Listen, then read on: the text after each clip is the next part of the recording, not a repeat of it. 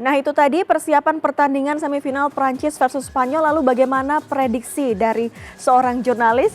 Sudah hadir bersama kita penulis CNNindonesia.com Juprianto Alexander. Halo Mas Jupri, ketemu lagi. Iya. Kali ini kita sudah sampai di babak semifinal dan tentunya ini semifinal yang dianggap ideal ya. Peringkat 1, 2, 3, 4 semua tampil. Betul. Dan nanti dini hari Prancis akan melawan Spanyol. Kalau dari tulisan-tulisan para jurnalis CNNindonesia.com semuanya ini menjagokan Prancis karena begitu solid penampilannya dari grup betul. sampai di knockout stage gitu ya. Kalau Mas Jupri melihat apa yang membuat teman-teman di CNNindonesia.com akhirnya memutuskan sepertinya Prancis akan menang atas Spanyol dini hari nanti? Ya tentunya kalau kita bicara Prancis ya, mereka bisa dikatakan memang tim yang paling meyakinkan, paling konsisten penampilannya. Karena dari sejak fase grup mereka selalu meraih kemenangan dan luar biasanya adalah mereka selalu menang dalam waktu 90 menit. Artinya mereka tidak butuh waktu babak tambahan untuk bisa menyelesaikan sebuah pertandingan. Dan kemudian kita juga harus menyoroti juga bagaimana produktivitas mereka, 16 gol yang mereka cetak sejauh ini, kemudian juga hanya kebobolan 2 gol, pertahanan mereka juga sangat solid. Dan tentunya ya kalau kita bicara soal Prancis adalah bagaimana kombinasi dari 3 pemain di depan. Betul. Karena di situ ada Kylian Mbappe, ada Michael Olise dan juga Ousmane Dembele yang kita tahu memang di Piala Dunia kali ini benar-benar bersinar. Bahkan kalau kita boleh pilih satu pemain di luar Mbappe yang memang sudah langganan mencetak gol gitu di Piala Dunia karena sudah 20 gol juga. Michael Olise saya kira memang menjadi warna yang berbeda ya di skuad Prancis. Dia bermain sebagai playmaker, perannya berbeda. Kalau kita bicara peran dia di Bayern Munchen, tapi di Prancis bersama Didier Deschamps dia mainkan sebagai playmaker dan terbukti sudah 5 assist dan sekarang memimpin sebagai pemimpin assist terbanyak.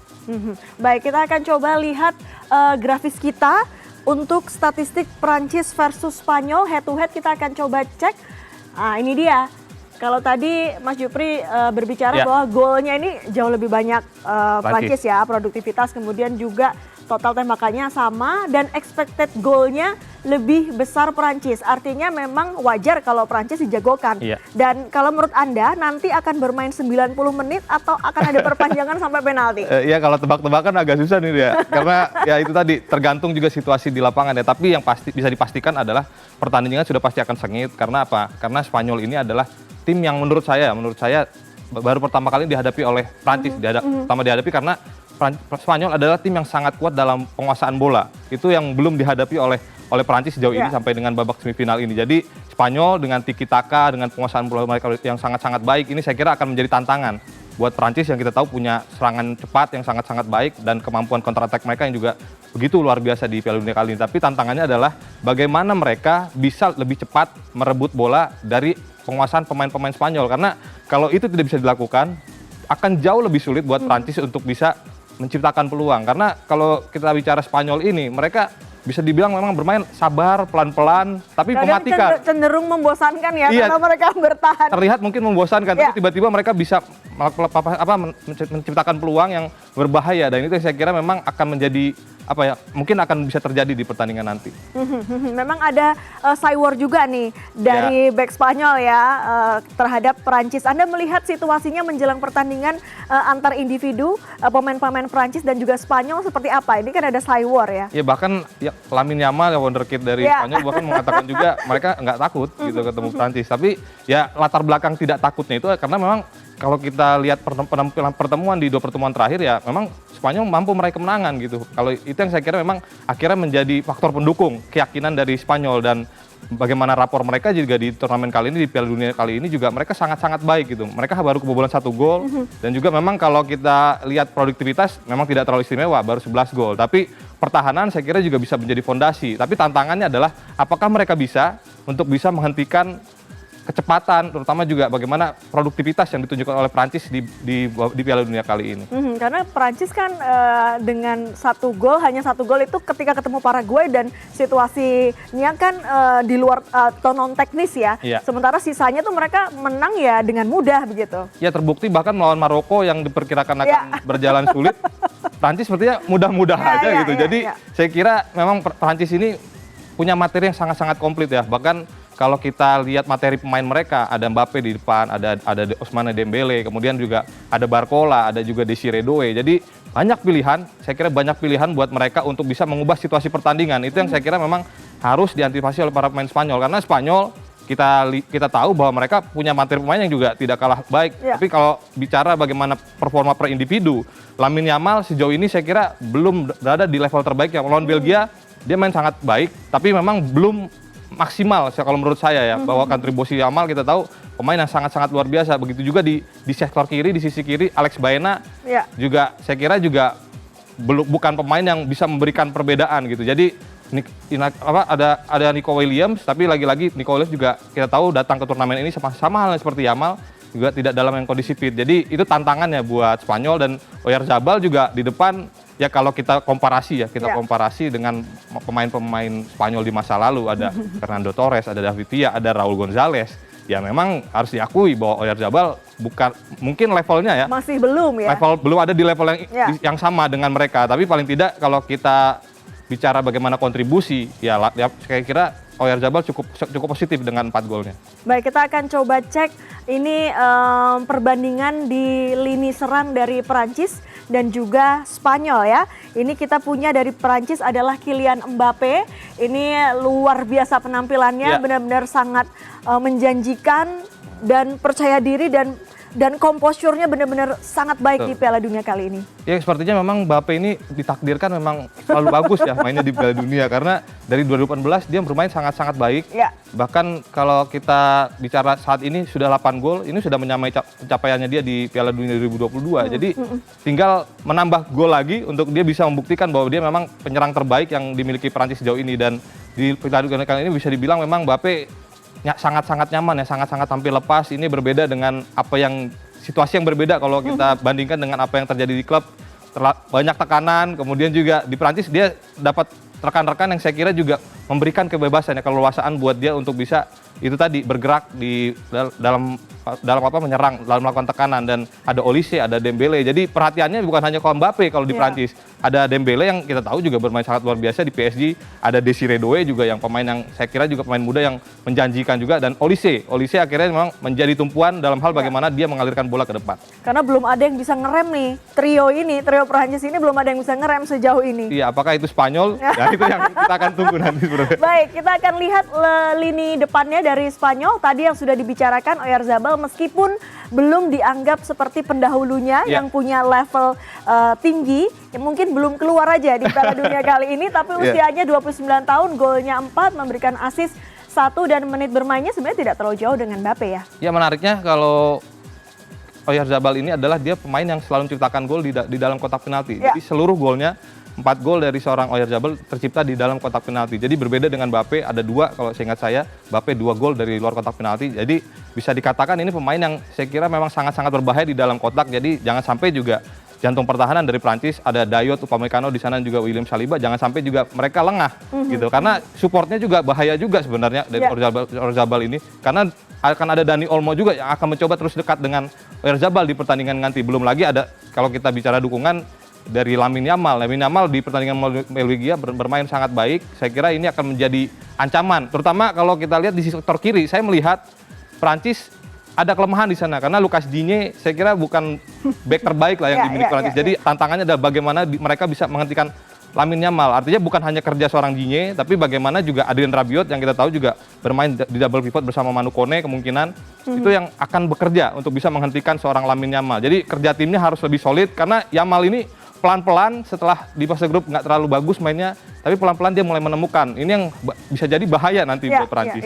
Perancis ini dari awal keikutsertaannya di putaran final Piala Dunia 2026 dianggap tengah dan depannya tuh luar biasa.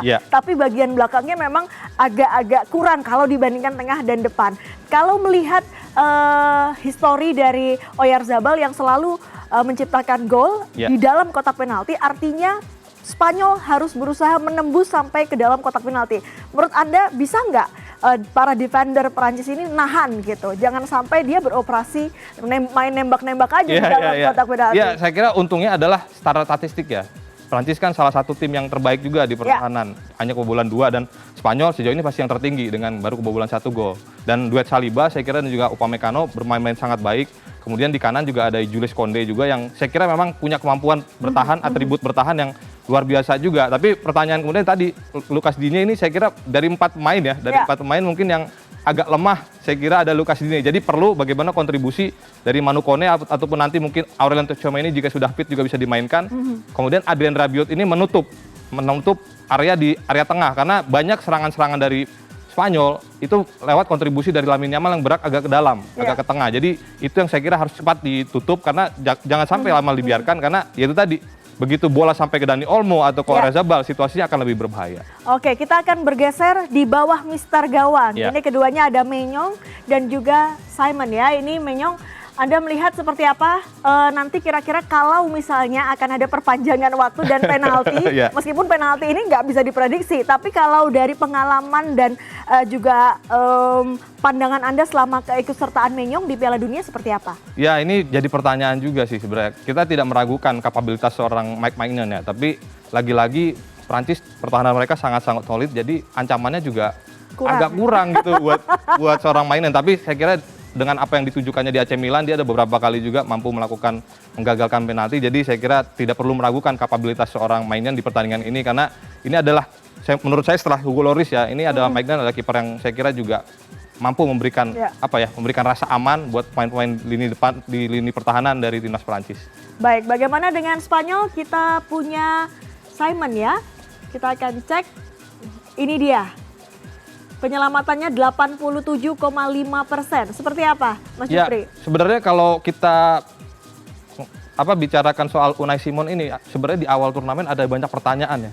Kenapa Unai Simon yang dipilih? Padahal ada David Raya yang penampilannya jauh lebih meyakinkan. Tapi ya itu tadi, pelatih Luis de Fuente, ya ini subjektivitas pelatih lah. Melihat bahwa Unai Simon dengan jam terbang, dengan pengalaman dia, ya ini adalah pilihan pertama gitu. Dan sejauh ini, ya itu hampir sama sebenarnya sama dengan Prancis. Tidak banyak ujian yang didapatkan juga oleh Spanyol di pertahanan. Jadi saya kira tantangannya sekarang dengan menghadapi Mbappe, kemudian bagaimana juga mereka bisa mengantisipasi Dembele, Olise, Doué. Itu dulu pekerjaannya adalah bagaimana menghentikan 4 pemain ini di 90 menit. Kalau memang ini bisa dilakukan, saya kira seorang Unai Simon dia punya kemampuan untuk bisa meredam tendangan-tendangan penalti. Baik, nanti kita akan lihat dini hari apakah ini benar-benar ujian bagi kedua tim ya. Dan kita akan geser ke partai selanjutnya yang dilakukan besok ya. Ini adalah Inggris melawan Argentina. Kira-kira dua tim ini seperti apa nanti bermainnya? Karena kan penuh dengan sejarah loh pertemuan mereka. Ya, ini saya kira memang menjadi pertandingan yang akan sangat panas ya. Bukan hanya di dalam lapangan tapi di luar lapangan juga karena rivalitas yang kita tahu sudah terbangun sejak lama. Jadi mulai dari gol tangan Tuhan Maradona, kemudian juga kartu merah David Beckham di Piala Dunia 98. Kemudian juga bagaimana Beckham balas dendam lewat gol tendangan penalti di 2002. Jadi ini memang pertandingan yang syarat akan rivalitas, tapi saya melihatnya adalah bagaimana sebenarnya Inggris penampilannya cukup baik di turnamen kali ini. Mereka juga terlihat punya fighting spirit yang luar biasa dan itu juga sebenarnya yang dimiliki oleh Argentina juga. Jadi ini pertarungan antara dua tim yang secara mentalitas ya menurut saya memang sangat-sangat baik di turnamen kali ini. Terlepas memang kalau kita bicara pertahanan ya kedua tim ini bisa dibilang dibandingkan dua semifinalis yang lain ya paling lemah. Karena kebobolan cukup banyak juga. Tapi yang menarik adalah Argentina mereka begitu produktif. Dengan 17 gol, mereka adalah tim yang paling produktif sejauh ini di semifinal dan Inggris juga lumayan dengan 13 gol dan yang agak jadi catatan buat Inggris adalah sebenarnya karena 12 dari 13 gol dari The Three Lions dicetak oleh Bellingham dan juga Harry Kane. Di luar itu ada Marcus Rashford. Jadi hanya 3 pemain yang menciptakan 13 gol di turnamen ini. Jadi itu berbeda yang kalau kita lihat dibandingkan dengan Argentina. Mereka punya Lautaro di sana, punya ada Cristiano Romero juga, Lisandro, dan tentunya ada Lionel Messi yang memang sejauh ini paling produktif dengan. Iya, karena Argentina tuh sepertinya memang salah satu tim yang tahu caranya untuk menang, karena bolak-balik dicobai gitu. Iya betul, karena kalau kita bicara perjalanan ya, bagaimana langkah mereka di Piala Dunia kali ini, mereka tidak menjalani pertandingan fase knockout yang sangat-sangat tidak mudah. Bahkan kalau kita bicara babak 32 besar, mereka juga kesusahan juga. Kemudian di pertandingan terakhir lawan Swiss juga mereka melalui pertandingan hingga extra time, babak perpanjangan waktu. Lawan Mesir juga mereka hampir saja juga.